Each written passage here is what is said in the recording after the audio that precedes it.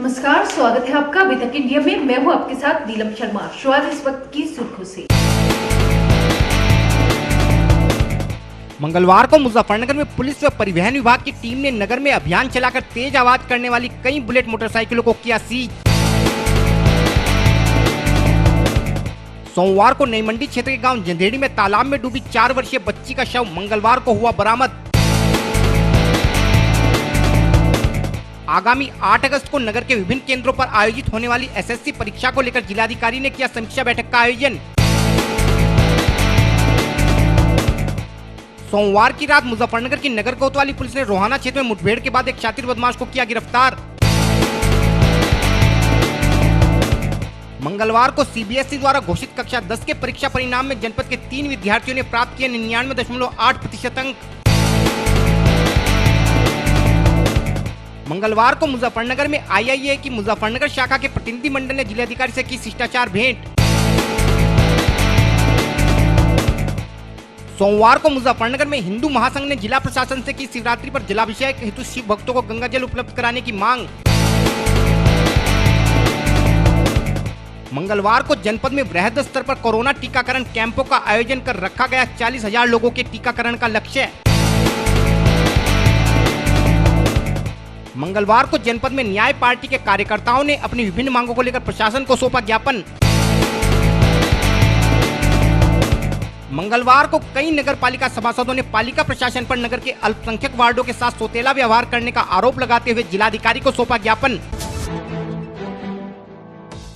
पिछले काफी समय से नगर के कुछ हुड़दंगी युवा बाइकों में तेज आवाज वाले साइलेंसर लगवाकर उसे नगर की सड़कों व गलियों में दौड़ाते हुए उधम मचाना अपनी शान समझ रहे थे।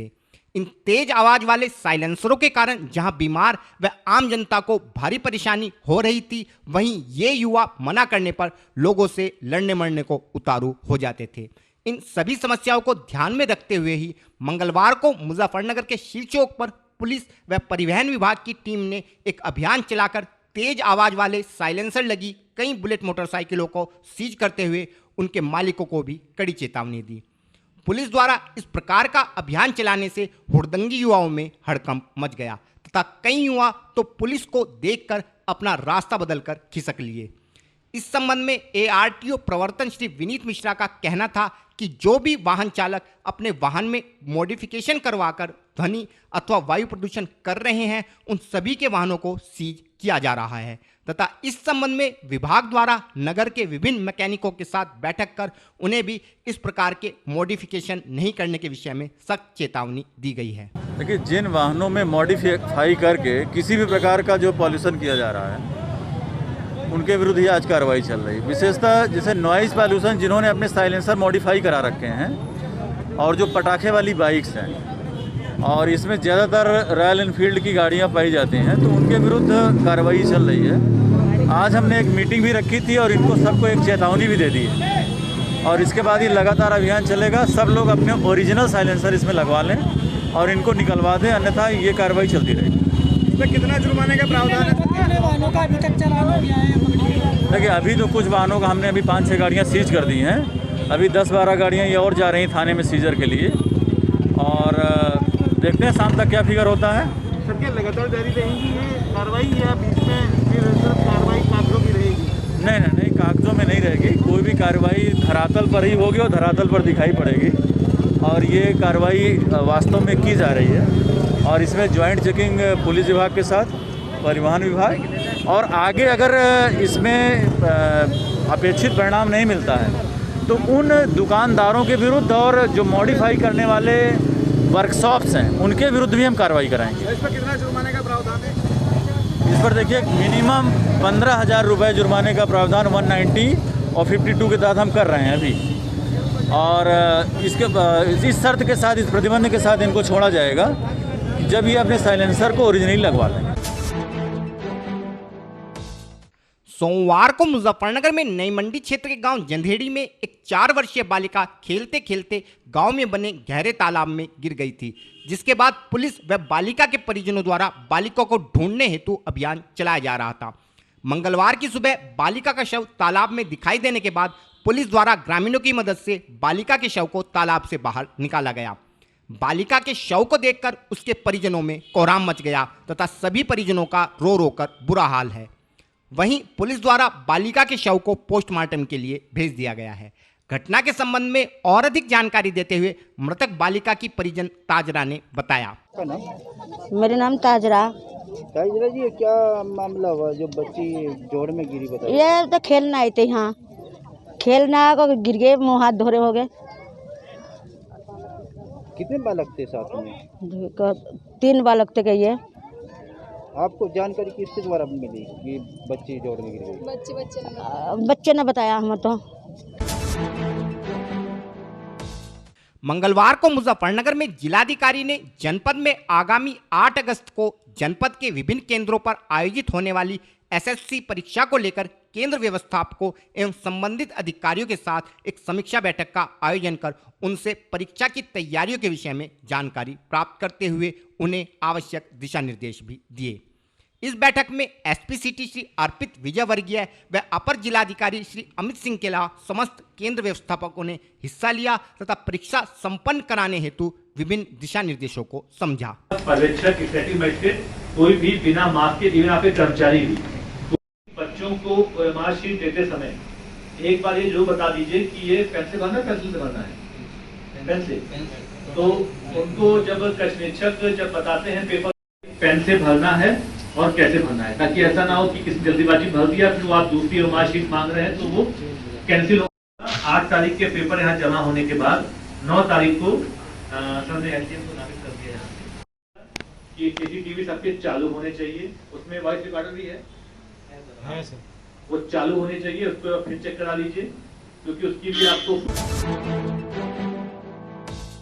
सोमवार की देर रात मुजफ्फरनगर में नगर कोतवाली क्षेत्र की रोहाना चौकी के निकट बदमाशों व पुलिस के बीच जबरदस्त मुठभेड़ हो गई।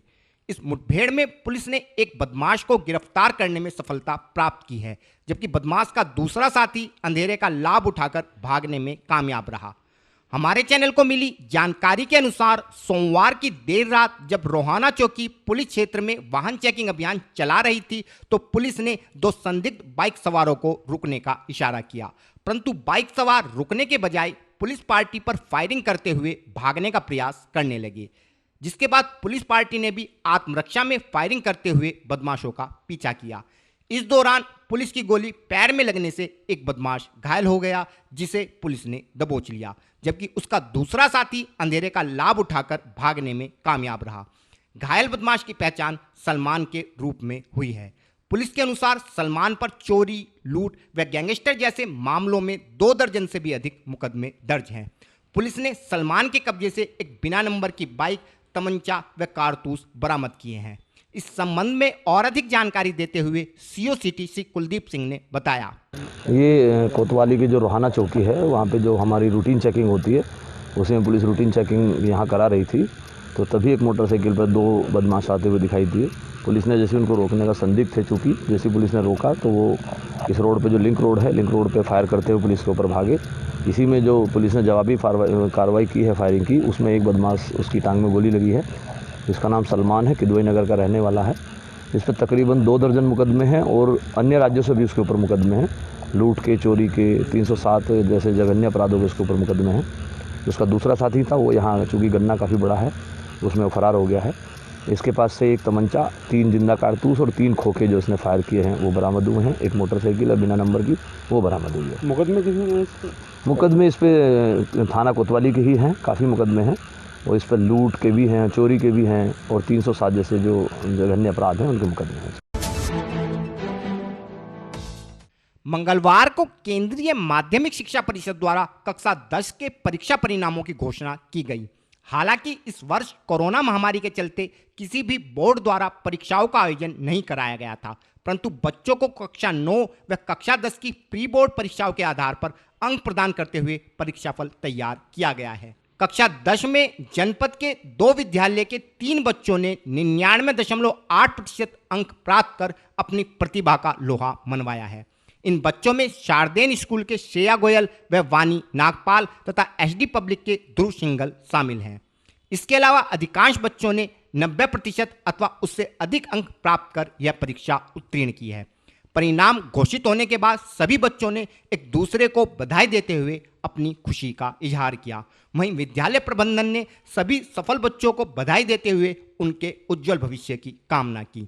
इस संबंध में और अधिक जानकारी देते हुए एसडी पब्लिक स्कूल की प्राचार्या ने बताया, हमारा 10th का रिजल्ट आया है, 100% रिजल्ट है। Congratulation to every child and parents. हम लोग 99.8% मार्क्स हमारे बच्चे ने लिए हैं। सिर्फ एक नंबर की कमी रही, 499 आउट ऑफ 500। उससे अलग भी जो हमारे फर्स्ट टॉपर्स हैं 98 तक ही आके वो रुक गए हैं। बहुत अच्छा रिज़ल्ट है और इसका श्रेय हमारे पूरे स्टाफ को, बच्चों को और उनके माँ बाप के सहयोग को। मंगलवार को मुजफ्फरनगर में इंडियन इंडस्ट्रीज एसोसिएशन की मुजफ्फरनगर शाखा के पदाधिकारियों का एक प्रतिनिधिमंडल नवागंतुक जिलाधिकारी श्री सीबी सिंह से शिष्टाचार भेंट करने हेतु कचहरी स्थित जिलाधिकारी कार्यालय पर पहुंचा। इस अवसर पर प्रतिनिधिमंडल द्वारा जिलाधिकारी को बुके भेंट कर उन्हें अपना परिचय दिया गया। भेंट के दौरान प्रतिनिधिमंडल द्वारा नगर में उद्यमियों के समक्ष आ रही विभिन्न समस्याओं के विषय में भी जिलाधिकारी को अवगत कराया गया। उद्यमियों का कहना था कि जनपद में लाइट की ट्रिपिंग बार बार होने के कारण उद्यमियों को काफ़ी समस्याओं का सामना करना पड़ रहा है और इस संबंध में संबंधित अधिकारियों को भी अनेकों बार अवगत कराया जा चुका है, लेकिन अभी तक भी समस्या का कोई समाधान नहीं हो सका है। वह यदि समस्या का जल्द ही समाधान नहीं हुआ तो उद्यमी अपने उद्योगों को बंद कर उनकी चाबियां बिजली घरों में सौंपने को विवश होंगे। इस संबंध में और अधिक जानकारी देते हुए एक उद्यमी श्री विपुल भटनागर ने बताया, मुजफ्फरनगर में जिलाधिकारी साहब हमारे नए आए हैं, तो इंडियन इंडस्ट्रीज़ एसोसिएशन की ओर से उनका स्वागत करने मुजफ्फरनगर के लिए हम लोग सभी इंडियन इंडस्ट्रीज़ एसोसिएशन के पदाधिकारी और एग्जीक्यूटिव मेंबर्स आए थे उनसे भेंट करने, और मुजफ्फरनगर की कुछ समस्याएं जो औद्योगिक समस्याएं हैं उन पर भी हमने उनसे चर्चा की। जैसे जो मुख्य समस्या है, बिजली विभाग से इस समय दो चीज़ें होती हैं एक उद्योग को चलाने के लिए, लॉ एंड ऑर्डर और एक इंफ्रास्ट्रक्चर। दो चीज़ों की आवश्यकता होती है, नहीं तो उद्योग अपने आप सक्षम हैं अपनी समस्याओं को दूर करने के लिए।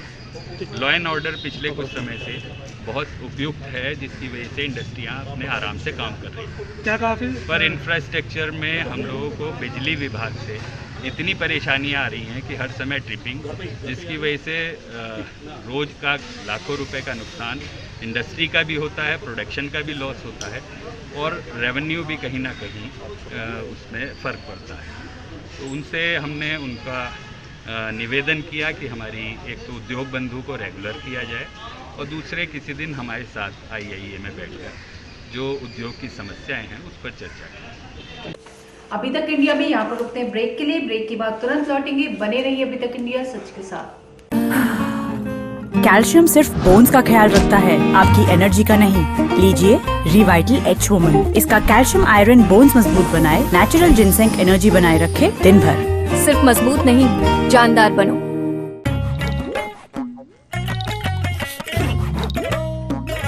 एब्जॉर्ब डस्टिंग पाउडर लगाइए रोजाना। इसका डबल एक्शन फार्मूला पसीना सूखे, खुजली आने से पहले ही रोके, ताकि साथ का ठाट बना रहे। पसीना खुजली भगाने में एब्जॉर्ब का हाथ इस्तेमाल करो, खुद का नहीं। खुजली नहीं, एब्जॉर्ब करो। अब क्रीम में भी। यूपी के दमदार लोगों के लिए टाटा टी प्रीमियम ने बनाई है दमदार चाय। एक प्याली दम वाली, एक प्याली यूपी वाली। यूपी मतलब दबंग लोग। अबे भैया जी की गाड़ी कौन रोका? पावर की देख जकड़, पैसों की देख अकड़, छोटी सी बात पर आस्ते ने ऊपर चढ़ जाती है। यूपी वाले दम दिखाने का मौका नहीं छोड़ते।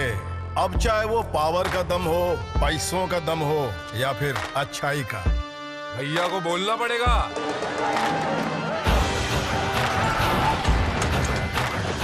ऐसे ही दमदार यूपी के लिए टाटा टी प्रीमियम ने बनाई है दमदार चाय। एक प्याली दम वाली, एक प्याली यूपी वाली। ढल रही है एनर्जी, दम हो रहा है आधा। मैं थक रही हूँ ज्यादा, कैल्शियम सिर्फ बोन्स का ख्याल रखता है, आपकी एनर्जी का नहीं। लीजिए रिवाइटल एच वुमन। इसका कैल्शियम आयरन बोन्स मजबूत बनाए, नेचुरल जिनसेंग एनर्जी बनाए रखे दिन भर। सिर्फ मजबूत नहीं, जानदार बनो। एब्जॉर्ब डस्टिंग पाउडर लगाइए रोजाना। इसका डबल एक्शन फार्मूला पसीना सोखे, खुजली आने से पहले ही रोके। खुजली नहीं, एब्जॉर्ब करो, अब क्रीम में भी। स्वागत है आपका, आप देख रहे हैं अभी तक इंडिया सच के साथ और मैं हूं आपके साथ नीलम शर्मा। सोमवार की देर शाम मुजफ्फरनगर में जनपद के समस्त हिंदू संगठनों के संयुक्त संगठन हिंदू महासंघ के नई मंडी स्थित कार्यालय पर एक बैठक का आयोजन किया गया, जिसमें संगठन के समस्त पदाधिकारियों ने शिरकत करते हुए श्रावण मास में आने वाले शिवरात्रि पर्व के विषय में चर्चा की।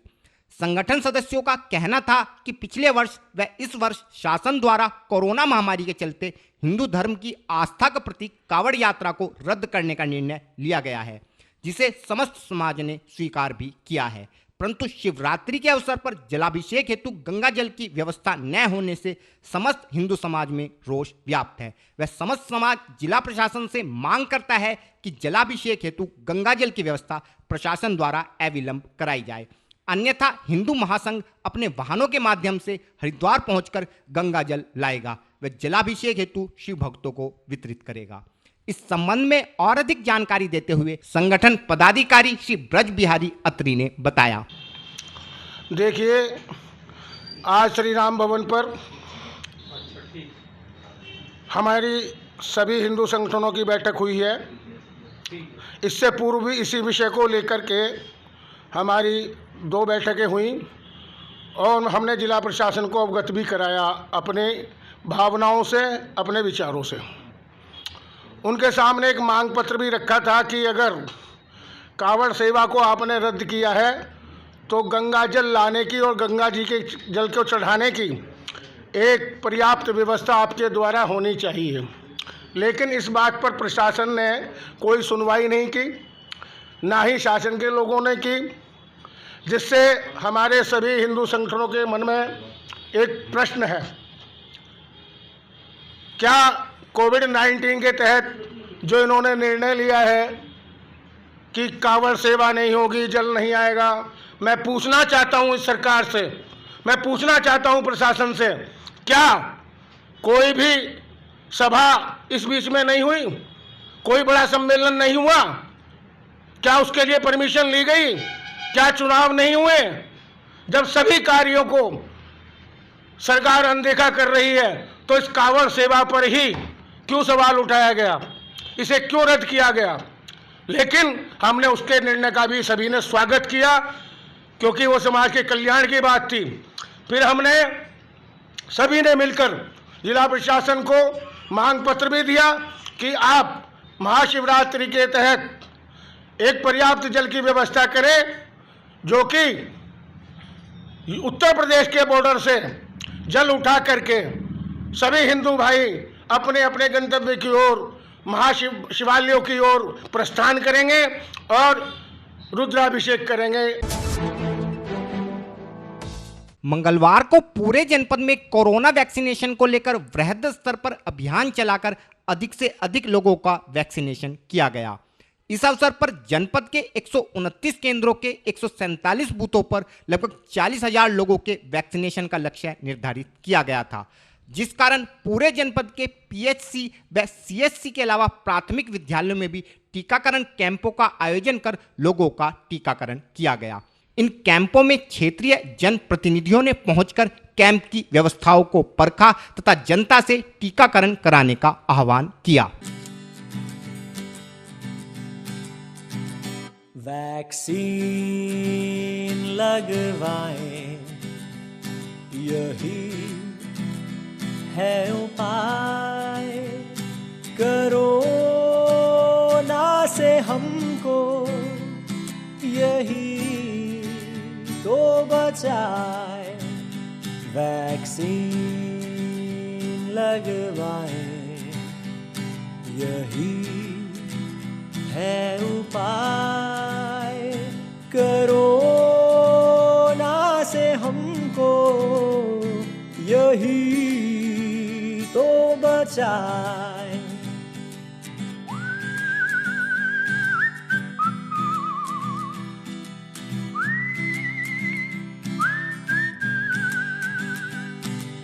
अफवाहों में तुम उलझ जाना नहीं, व्हाट्सएप छाप बातों में फंस जाना नहीं।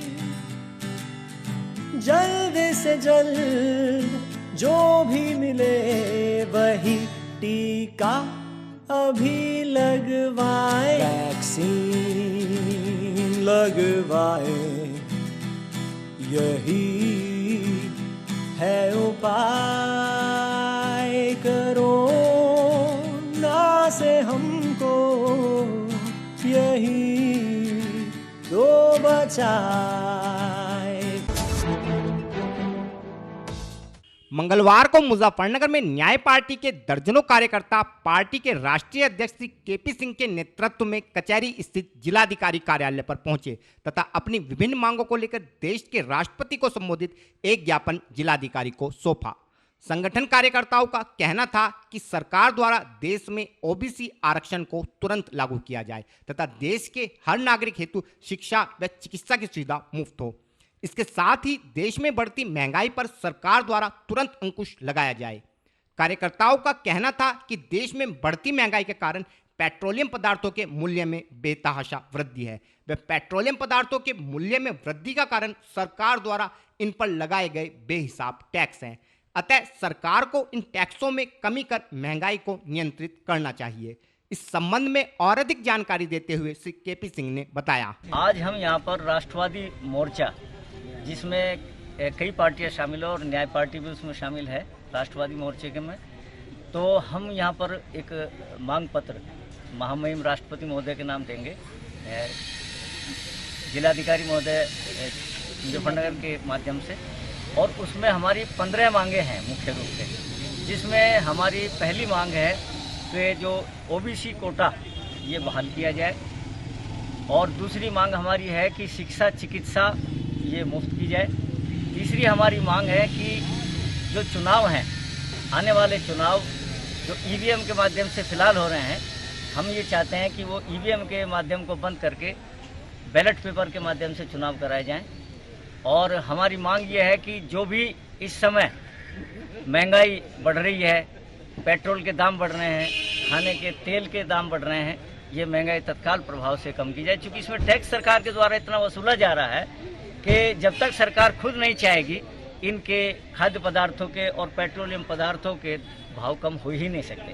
और जब पेट्रोल पदार्थ कम नहीं हो सकते तो सभी चीज़ों के भाव बढ़ेंगे, माल भाड़ा बढ़ेगा, तमाम चीज़ों के एक दूसरे से प्रभावित होती हैं। मंगलवार को मुजफ्फरनगर में शहर नगर पालिका के कुछ वार्ड सभासद व सभासदपति कचहरी स्थित जिलाधिकारी कार्यालय पर पहुंचे तथा नगर पालिका प्रशासन पर उनके वार्डों में होने वाले विकास कार्यों में सौतेला व्यवहार बरतने का आरोप लगाते हुए उनके वार्डों में पानी व सफाई की व्यवस्था में सुधार कराने की मांग को लेकर एक ज्ञापन जिलाधिकारी को सौंपा। इन सभासदों का आरोप था कि नगर पालिका प्रशासन सभी अल्पसंख्यक वार्डों के साथ सौतेला व्यवहार करते हुए उनके वार्डों में कोई विकास कार्य नहीं करा रहा है, जिस कारण उनके वार्डों में गंदगी का अंबार लगा है तथा जल भराव के कारण वार्डवासी नरकीय जीवन जीने को मजबूर हैं। वहीं इस विषय में नगर पालिका अध्यक्षा से अनेकों बार शिकायत करने के बाद भी उनके द्वारा इस पर कोई ध्यान नहीं दिया जा रहा है। इस संबंध में और अधिक जानकारी देते हुए एक वार्ड सभासदपति मोहम्मद उमर एडवोकेट ने बताया, मैं वार्ड 46 से सभासदपति हूं और मेरे साथ वार्ड 49 से सभासद हैं, वार्ड 40 से सभासद हैं और हम यहाँ अपनी समस्याओं को लेकर डीएम महोदय से मिलने आए थे। किस तरह की समस्या है आप लोग? साहब, हमारे वार्डों में सड़कों की हालत बड़ी ख़राब है, नल खराब पड़े हैं दर्जनों की स्थिति में, और साहब हमारे यहाँ चैनल पुलिया भी नहीं है, आने जाने वाले लोगों को बड़ी परेशानी का सामना करना पड़ रहा है और हमारे साथ बड़ी द्वेष भावना से काम लिया जा रहा है। और अल्पसंख्यक वार्डों में सभी में पोजीशन बड़ी ख़राब है और मतलब कुल 5 कर्मचारी हैं और जो कर्मचारी मतलब कभी आते हैं कभी नहीं आते और सफाई व्यवस्था पूरी तरह बाधित है। कई बार शिकायत कर चुके हैं तो वो कहते हैं कि गोपाल त्यागी जी से मिलो, जबकि गोपाल त्यागी एक कर्मचारी हैं, ठीक है जी, और हमारे साथ जो है पूरा मतलब जो है गलत व्यवहार किया जा रहा है। ये समस्या लेकर के हम जिलाधिकारी महोदय से मिले हैं और अपनी सारी समस्याओं से क्या आश्वासन दिया जिलाधिकारी महोदय ने आश्वासन दिया है कि जल्द ही इन समस्याओं का निस्तारण कराया जाएगा। खबरें देश की हो विदेश की हो या हो आपके शहर की, हम रखते हैं हर खबर पर नजर। बने रहिए अभी तक इंडिया सच के साथ। नमस्कार।